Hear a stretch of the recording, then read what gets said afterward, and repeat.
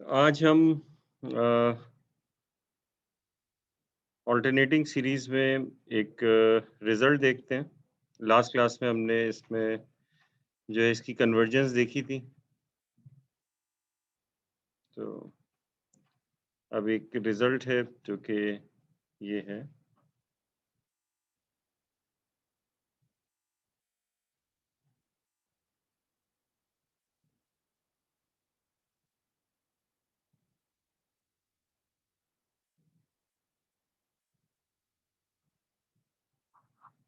If an alternating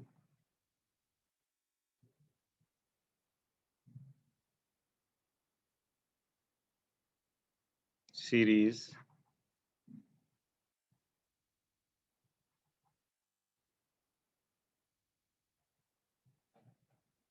satisfies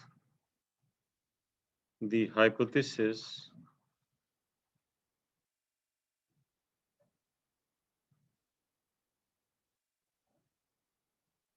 of the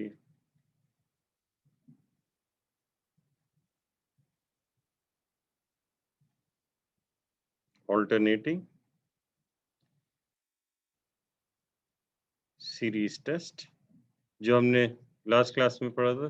ठीक है, अगर उसकी हाइपोथेसिस को सेटिस्फाई करती है and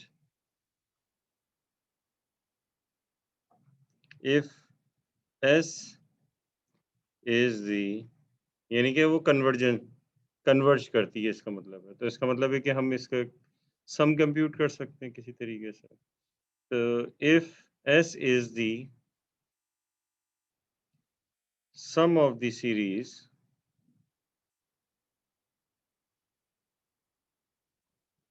then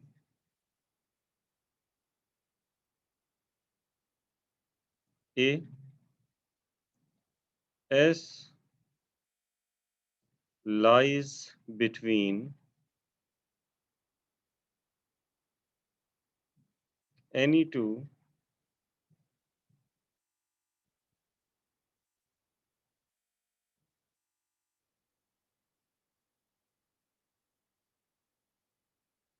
successive partial sums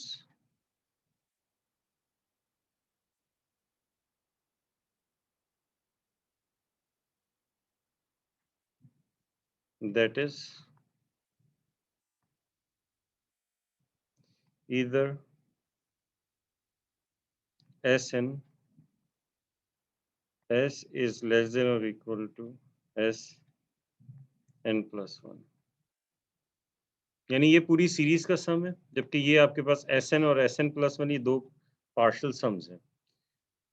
तो कह रहे हैं कि वो जो पूरी सीरीज का सम होगा या तो Sn और Sn प्लस 1 के दरमियान होगा या फिर Sn प्लस 1 और Sn के दरमियान होगा। क्योंकि ये ऑल्टरनेटिंग सीरीज है, तो इसमें ऐसा हो सकता है कि Sn बड़ा हो और Sn प्लस 1 छोटा हो जाए। ठीक है, क्योंकि अगली टर्म अगर नेगेटिव हुई तो वो नेगेटिव होने की वजह से वो सम जो है वो कम हो सकता है। Sn बड़ा होगा, Sn छोटा होगा, ऐसा हो सकता है और ऐसा नहीं भी हो सकता। ये सीरीज के ऊपर डिपेंड करता है। ठीक है,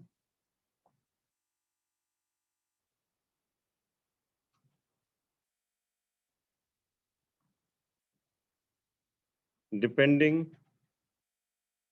ऑन which is larger।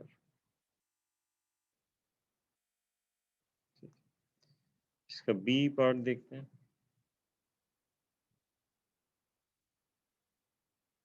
लेकिन पहले ये है कि ये कंडीशन जो हमने ऑल्टरनेटिंग सीरीज टेस्ट किया था, उसकी जो हाइपोथेसिस थी, वो जो दो पार्ट थे, उनको सेटिस्फाई होना चाहिए। यानी कि हमें पता होना चाहिए कि ऑल्टरनेटिंग सीरीज जो है वो कन्वर्जेंट है, उसके बाद ये होगा। ठीक है, यानी कि ये वो हाइपोथेसिस सेटिस्फाई करने के बाद ही ये रिजल्ट है। If S is approximated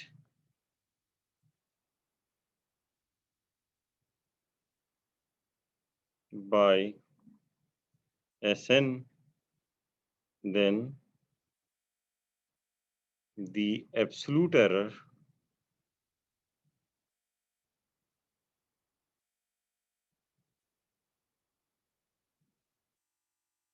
S minus Sn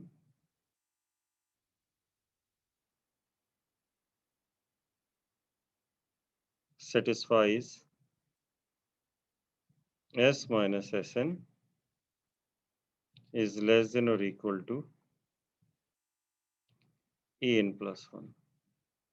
यानी S और Sn का जो डिफरेंस है इसकी एब्सोल्यूट वैल्यू वो an प्लस 1 यानी कि जो टर्म है उससे जो है वो या तो उसके बराबर होगी या तो कम होगी। Moreover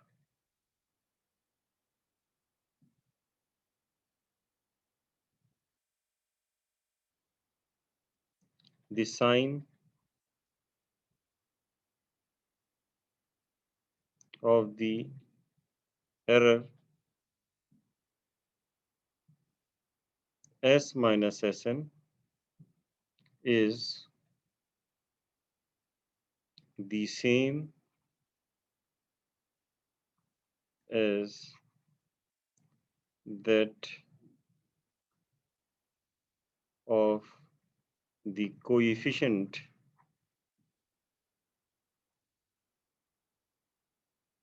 of an plus 1।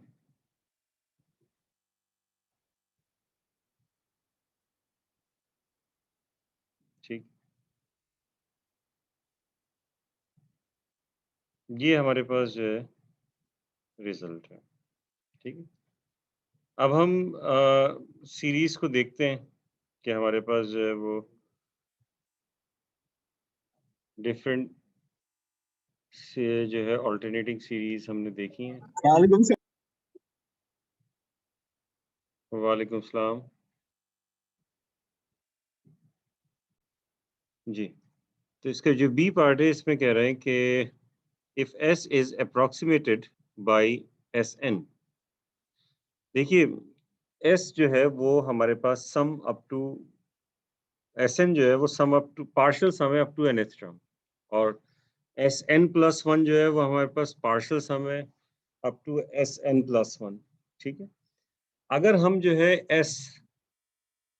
हम एस अप्रोक्सीमेट कर रहे हैं किससे, एस एन से, तो ये एक्चुअली एस तो नहीं है ना, ये तो सम अप टू इन्फिनिटी है, तमाम टर्म्स का जो है सम है ये एस, जबकि एस एन तो पार्शियल सम है। लेकिन हमने कह दिया इसको अप्रोक्सीमेट करने का मतलब ये है कि ये आपने अप्रोक्सीमेटली एस को एस एन के इक्वल ले लिया, तो इसका मतलब है कि आपके पास एरर होगा। वो एरर क्या होगा, वो एक्चुअल जो सम था उस एक्चुअल सम में से एस एन जो होगा वो आप सब्ट्रैक्ट करेंगे तो वो आपके पास एरर हो जाएगा। वो जो एरर होगा, समझ में आ रही है बात, ये माइनस करेंगे यानी वो पार्शियल एस, यानी ये जो टोटल सम है उसमें से एस एन माइनस करेंगे, जिसको हमने अब एस ले लिया है, अप्रोक्सीमेट कर लिया। तो एक्चुअली तो वो एस कुछ और होना चाहिए था, एग्जैक्ट वैल्यू, लेकिन हमने अप्रोक्सीमेट कर दिया उसे एस एन पे। तो इसका मतलब ये हुआ कि जो डिफरेंस होगा एक्चुअल और एस एन का, वो हमारे पास एरर होगा। इसकी एब्सोल्यूट वैल्यू ले लेंगे तो ये कहलाएगा एब्सोल्यूट एरर। जी क्या कह रहे हैं आप? हाँ वो एब्सोल्यूट एरर है, मतलब नेगेटिव पॉजिटिव, वो डिपेंड करता है ना कि वो नेगेटिव भी हो सकता है पॉजिटिव भी हो सकता है, क्योंकि एक्चुअल जो है बाजू का ज्यादा हो सकता है, एस एन से बाजू का कम हो सकता है। जैसे इसमें देख लें, यहाँ पे नजर आ रहा है कि एस जो है वो एस एन से ज्यादा है, और यहाँ नजर आ रहा है एस जो है वो एस एन से कम है। तो कम या ज्यादा कुछ भी हो सकता है, तो एब्सोल्यूट एरर जो है वो हम कंसीडर कर रहे हैं। ठीक है, बाकी ये जो नेक्स्ट सेंटेंस लिखा हुआ है, अच्छा ये क्या होगा, ये एन प्लस 1 से कम ही होगा, यानी कि उसके जो बाद वाली टर्म है एस एन जो होगा वो up to a n term तक होगा ना, टर्म ए एन जो होगी वहां तक का सम होगा। फिर उसके बाद नेक्स्ट टर्म जो होगी वो क्या होगी, ए एन प्लस 1 होगी। तो ये जो एरर आ रहा है, ये एरर को कम होना चाहिए किससे, जब हम अप्रोक्सीमेट करते हैं तो ए एन प्लस 1 से। ठीक है, यानी कि जो एन प्लस 1 टर्म होगी उससे कम होगा। ठीक है, और इसका साइन जो है, ये तो सिंपल साइन के बारे में लिखा हुआ है कि वो जो साइन है इसका एब्सोल्यूट एरर का वो वही होगा जो an+1 का कोएफिशिएंट होगा, ठीक है। तो अगर an+1 यानी कि उसका कोएफिशिएंट आपको पता है कि दो ही होते हैं, या तो -1 या फिर +1, जो हम अल्टरनेटिंग सीरीज में देखते हैं। और कोएफिशिएंट हम निकालते हैं -1 की पावर k से या फिर k+1 से। इस तरह से हमारे पास जो है इनके कोएफिशिएंट्स होते हैं। तो ये हमारे पास इस तरह से होता है। अब देखिए इसको मैं आपको जो है वो थोड़ा सा एक्सप्लेन करता हूँ। जी, एस क्या होता है? सम, हाँ जी जी बिल्कुल। एस ये होता है सम k equals 1 till infinity a n a k, और फिर उसके बाद अभी ऑल्टरनेट है, तो या तो -1 की पावर k होगा या फिर k+1 होगा। इन दोनों में से कोई भी हो सकता है। या फिर ये s इज इक्वल टू, दो किस्म की हमारे पास सीरीज है ना यहाँ पे, -1 to the power k+1 a k। तो ये दो किस्म की सीरीज है। ये हमारे पास जो है s होता है, ठीक है। अब हम एक एग्जाम्पल देखते हैं, और एग्जाम्पल उन्हीं में से देख लेते हैं जो हमने लास्ट क्लास में जो कल किया था उसमें से कोई एक चीज देख लेते हैं। अब देखिए ये जो सीरीज है, ये वाली जो सीरीज है, ये हमें क्लियरली नजर आ रहा है कि ये ए और बी, यानी ये जो थ्योरम था हमारा जिसे हम कहते हैं alternating test, alternating series test, इसको ये इसकी हाइपोथेसिस जो थी दो, ये इसकी हाइपोथेसिस है, इनको सेटिस्फाई करता है। क्योंकि अब जो हमारा जो थ्योरम हमने पढ़ा है उसमें जरूरी है कि इसकी हाइपोथेसिस को जो है वो सेटिस्फाई करना चाहिए। तो इस हाइपोथेसिस को सेटिस्फाई करता है, और फिर उसके बाद जो है ये k इक्वल्स 1 टिल इंफिनिटी, और ये हमने सीरीज पढ़ी थी, ये इस तरह से सीरीज थी, और हमने देखा था ये कन्वर्ज कर रही है, इन दोनों को ये सेटिस्फाई कर रही थी, ठीक है। अब आप ये देखिए कि इसका सम हमने नहीं निकाला, ठीक है, इसका सम हमने जो है वो नहीं निकाला था, लेकिन एक्चुअल सम इसका हम निकाल सकते हैं, ठीक है। अब n कोई भी कंसीडर करते हैं, फॉर एग्जांपल n हमने कंसीडर किया, पहले तो sum up to nth term निकालें इसी का। अब मैं बजाय इसके कि पूरी सीरीज लिखूं, मैं इसमें फर्स्ट टर्म इसकी -1/2 है, सेकंड टर्म जो है इसकी 1/4 है, ठीक है। तो और ये ज्योमेट्रिक सीरीज है, तो ज्योमेट्रिक सीरीज में क्या होता है कि रेशो सेम है सब में, तो रेशो क्या है यहाँ पे -1/2, और फर्स्ट टर्म a जो है वो हमारे पास ये भी -1/2 है, ठीक है।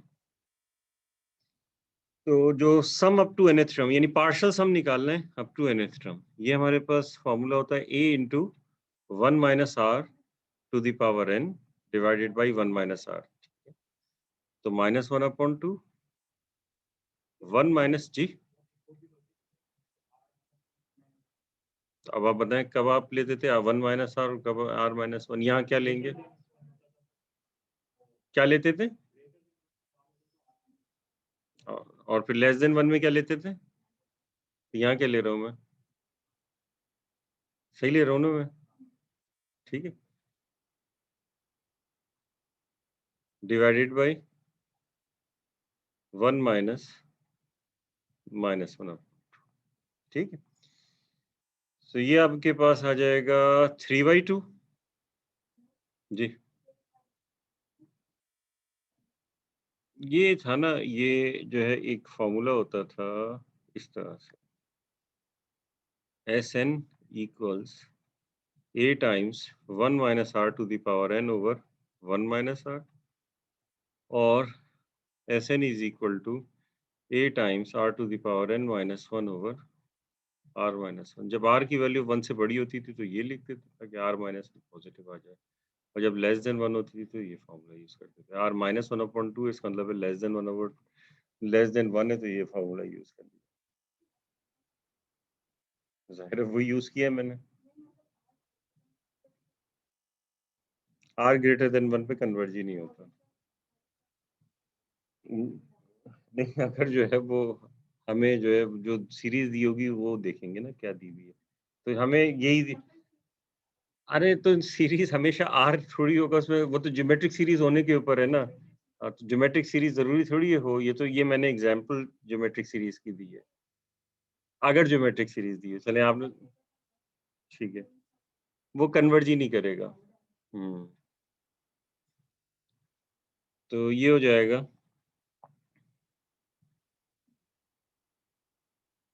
तो 3/2 होगा, तो ये 2 से 2 कैंसिल, तो -1/3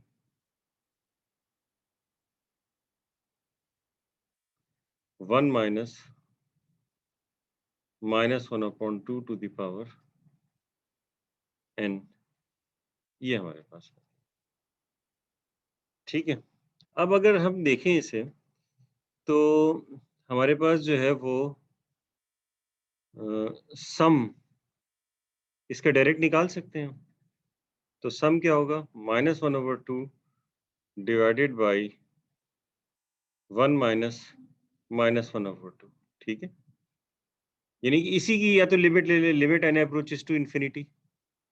तो जब n अप्रोचेस टू इन्फिनिटी लेंगे तो ये आपके पास आ जाएगा, तो ये आपके पास सम आ जाएगा -1/3। ठीक, सम जो आ रहा है यानी ये एक्चुअल सम है -1/3। आपने इससे भी निकाल लिया, इस पे भी निकाल सकते हैं। जब हम क्या करते थे, पार्शियल सम की सीक्वेंस जो होती थी उसकी लिमिट निकालते थे। तो इसकी जब लिमिट निकालेंगे तो ये भी -1/3 आएगा। ठीक है, अब इसके बाद जो है क्या हो जाएगा,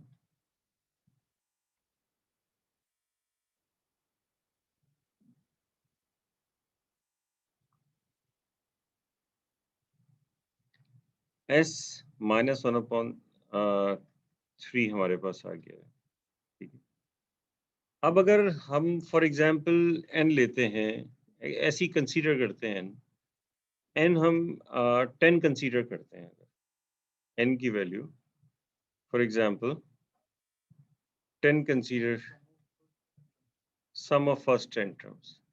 ये चले 10 बहुत नहीं, बहुत तो खैर नहीं होगा क्योंकि 2 की पावर 10 आप निकाल सकते हैं 1024 होती है 2 की पावर 10। ठीक है, तो अगर आप n की वैल्यू 10 ले रहे हैं, ठीक है, तो s10 ये आपके पास हो जाएगा -1/3 फिर 1 माइनस 1/1024। तो ये हो जाएगा -1/3 और 1023 डिवाइडेड बाई 1024। क्या? सॉरी,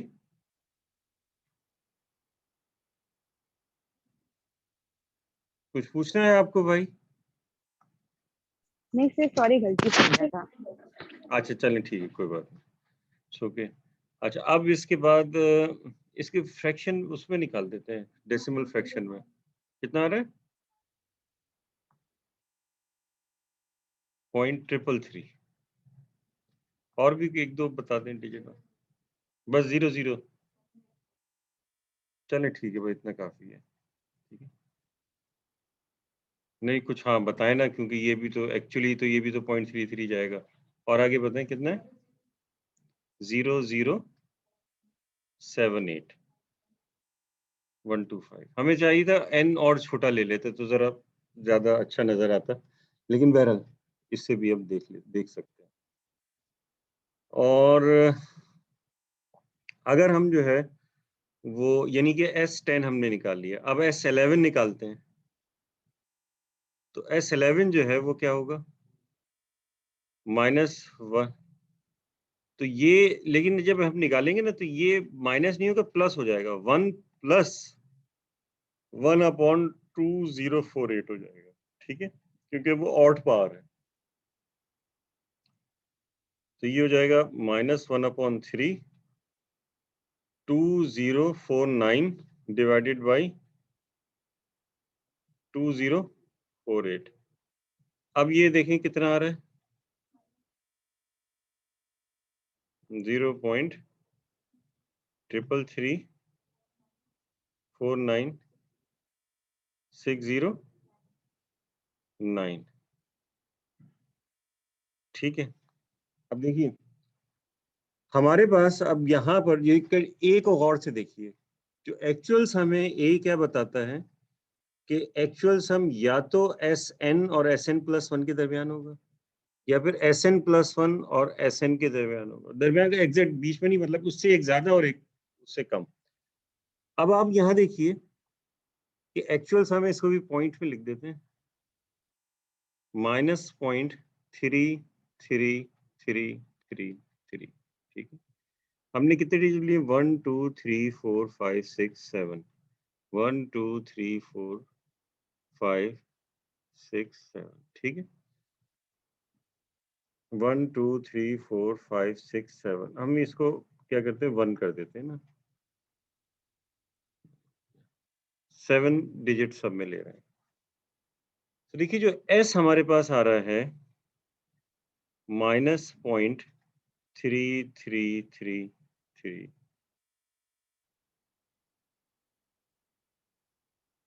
ये S11 से S11 से छोटा है, बड़ा है। ये बड़ा है -0.333496 से, और ये छोटा है -0.33370078 0078। इससे छोटा है, यानी कि इसके अंदर ये क्या चीज है, ये S11 है, और ये हमारे पास S है, और ये हमारे पास S10 है। यानी कि कौन सी कंडीशन सेटिस्फाई हो रही है उसमें, अगर इसमें देखा जाए तो ये वाली, सेकंड वाली। ठीक है ना। तो ये जो हमारे पास S है, जो एक्चुअल सम आया है, वो एक्चुअल सम जो है वो इन दोनों के दरमियान है। देखें n और n+1, यही कंडीशन, आप n कुछ और ले लें तो भी इसी तरह से कंडीशन आपको मिल सकती है। ठीक है, डिपेंड करता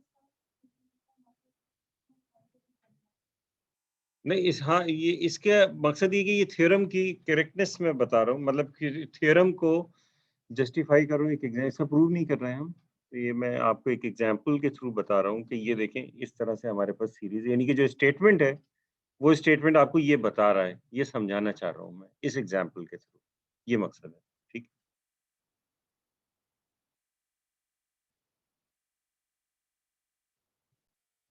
तो एस हमने ये बता दिया कि ये इस तरीके से होगा। अब उसके बाद हम ये देखेंगे कि एब्सोल्यूट एरर, देखें ये एस जो है, यानी कि ये हमने ए पार्ट समझ लीजिए इसका देखा है थ्योरम का। अब इसका बी पार्ट देखते हैं।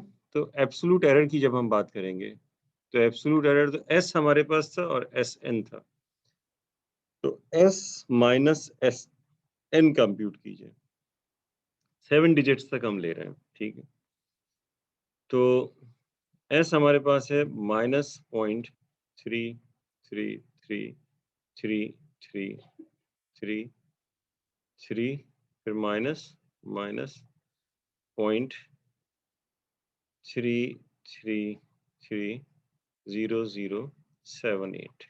ठीक है, कितना आ रहा है ये डिफरेंस बताइएगा, 0.000। अरे ऐसे कैसे आ सकता है भाई, दोबारा कैलकुलेट करें। एरर हमेशा कम होगा या ज्यादा होगा,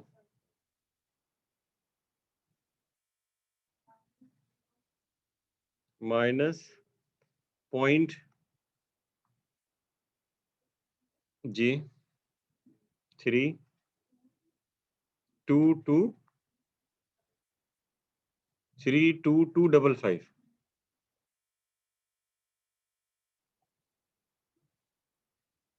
55, इतना ही होना चाहिए, ज्यादा कैसे हो गया?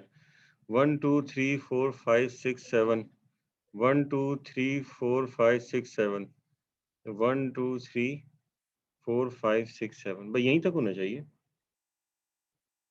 आपने कोई एक डिजिट मेरे ख्याल से किसी ने ज्यादा लिखा है। चलें ठीक है, जो भी आ रहा है ये बहरहाल हमारे पास आ रहा है। इसका साइन जो होता है वो n+1 से, यानी कि an+1 का डिपेंड करेगा, क्योंकि इसका नेगेटिव आ रहा है तो इसका मतलब है कि an+1 का साइन जो होगा, और ये हमेशा क्या होगा, इसकी एब्सोल्यूट वैल्यू an+1 से कम होगी। तो an+1 टर्म हम निकालते हैं, तो an+1 टर्म हम कैसे निकालेंगे? तो ये होगा -1/2 times -1/2 to the power n+1 -1। ठीक है, ये फॉर्मूला होता है ना, ar⁴n−1, इस तरह का फॉर्मूला होता है। अब ये तो कैंसिल हो गया और n की वैल्यू यहाँ पे 10 है, तो n की वैल्यू 10 है तो n+1 हो जाएगा S11। अच्छा S11 तो वो सॉरी A11, तो ये हो जाएगा -1/2 टाइम्स -1/2 टू द पावर 10। तो देखिए इसका नेगेटिव कोएफिशिएंट आएगा, तो ये हो जाएगा नेगेटिव 1/2 की पावर 10 टू 1/2048। ठीक है, -1/2048, इसका साइन नेगेटिव है तो इस वजह से इसका साइन भी नेगेटिव आ रहा है। तो ये कह रहे थे ना, moreover the sign of the error s minus S n is the same as that of the coefficient of n+1। तो n+1 यहाँ A11 होगा, तो इसका साइन क्या है, नेगेटिव है, तो इस वजह से जो है वो ये नेगेटिव आ रहा है।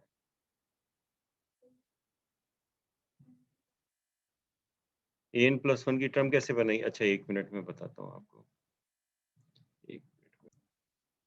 So an is equal to ar to the power n-1, ये हमने यहाँ पे। अब ये बताएं कि ये कितना आ रहा है, इसको डेसिमल में बताइए। 000, इससे बड़ा आना चाहिए ना, क्योंकि उसके मुताबिक जो है ये इससे 488। ठीक है, तो अब आप ये देख लीजिए, ये इससे जी हाँ, तो और बता दीजिए मुझे एक और, यानी 0.00488 हो जाएगा। ठीक है, तो अब ये जो एब्सोल्यूट वैल्यू है, absolute value s minus S n, ये हमारे पास है 0.0003255। This is less than n+1।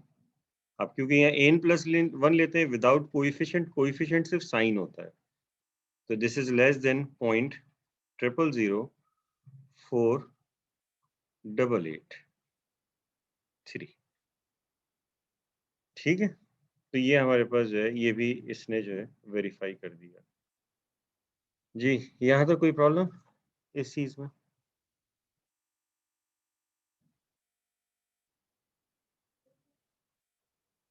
हम्म। जी जी, ये वो हाइपोथेसिस सेटिस्फाई होनी चाहिए, फिर उसके बाद ये होगा। लेकिन यहाँ पहला स्टेटमेंट, पहली लाइन ही यही है इसकी, इसमें पहली लाइन ये है कि if an alternating series satisfies the hypothesis of the alternating series test, ये इसका पहला सेंटेंस। इस थ्योरम का रिजल्ट ये है कि जो s होगा, ये Sn और Sn+1, यानी जो दो पार्शियल सम्स हैं, इनके एक से बड़ा होगा और एक से छोटा होगा। ठीक है, या तो Sn+1, या ये कंडीशन सेटिस्फाई होगी या ये कंडीशन सेटिस्फाई होगी, जो हमने यहाँ चेक कर लिया।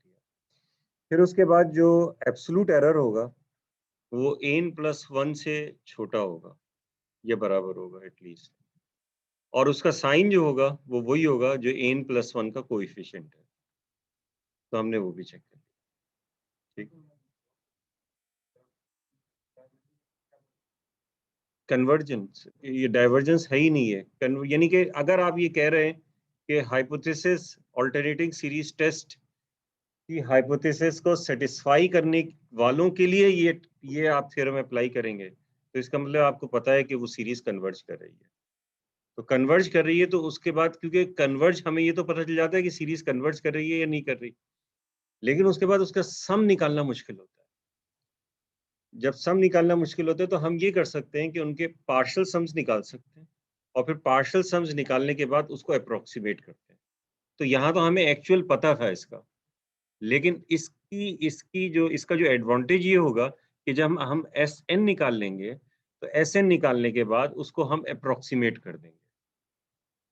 ठीक है, उससे उससे जो है अप्रोक्सीमेशन ले लेंगे। एस नहीं पता होगा, ये तो पता है ना, ये तो मैंने आपको इसमें से किया था, आगे आपको नजर आ जाए। अब उसके बाद जो है, जैसे कोई ऐसी सीरीज होती है जैसे log 2 है, उसको अप्रोक्सीमेशन इसको टेलर सीरीज में अगर एक्सपेंड करें या मैक्लॉरिन सीरीज में, अगर आपने पहले पढ़ी होगी केल्विन में, तो मैक्लॉरिन सीरीज में एक्सपेंड करते हैं log 2 को, या साइन जो है π/4 को, या इस तरह से कोई भी होता है, तो उनकी जब आप एक टेलर सीरीज या मैक्लॉरिन सीरीज जो है वो लिख रहे होते हैं, मैक्लॉरिन सीरीज कह देता हूँ मैं, तो ऐसी सूरत में क्या होता है, आपके सीरीज का सम तो वही होता है ना जो मौजूद होता है। ठीक है, तो उससे भी आप वेरीफाई कर सकते हैं। लेकिन जो हमने इससे पहले वाली एग्जांपल पढ़ी थी, और इसके अलावा कुछ ऐसी होती हैं जैसे जिसमें फैक्टोरियल इन्वॉल्व होता है, और जो है डिफिकल्ट सी जो है वो टर्म्स होती हैं जिनकी nth टर्म, उनकी हम कन्वर्जेंस निकाल लेते थे। आपको याद होगा कि रेशियो टेस्ट से, रूट टेस्ट से पता चल जाता था कि कन्वर्जेंट हैं या नहीं है, लेकिन हम उनका सम नहीं निकाल पाते थे। हमने सम कहीं नहीं निकाला, आपने देखा होगा कि सम टू इन्फिनिटी जो है वो हमने नहीं निकाला, सिर्फ ये पता चल गया कि ये कन्वर्ज कर रही है। डाइवर्ज कर रही है फिर तो आएगा ही नहीं सम, लेकिन कन्वर्ज कर रही है तो सम तो होगा, लेकिन क्या होगा ये हमें नहीं पता था। तो ऐसी सूरत में हम क्या करते हैं, उसे यहाँ पर ऑल्टरनेटिंग सीरीज में अप्रोक्सीमेट।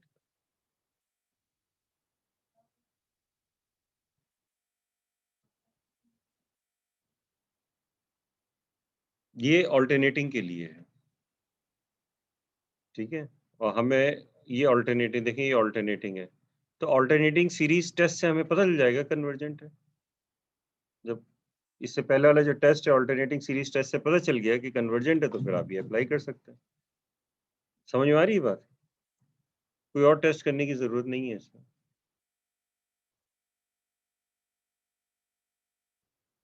लेकिन कोई जैसे एग्जांपल है कि जिसमें हम ये अप्रोक्सीमेट कर रहे हैं?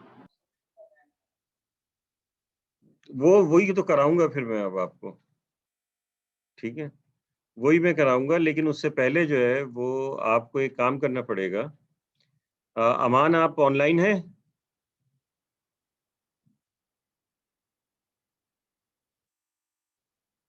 जी सर। जी अमान, चलें ठीक है, तो मैं आप लोगों का क्विज लूंगा उससे पहले।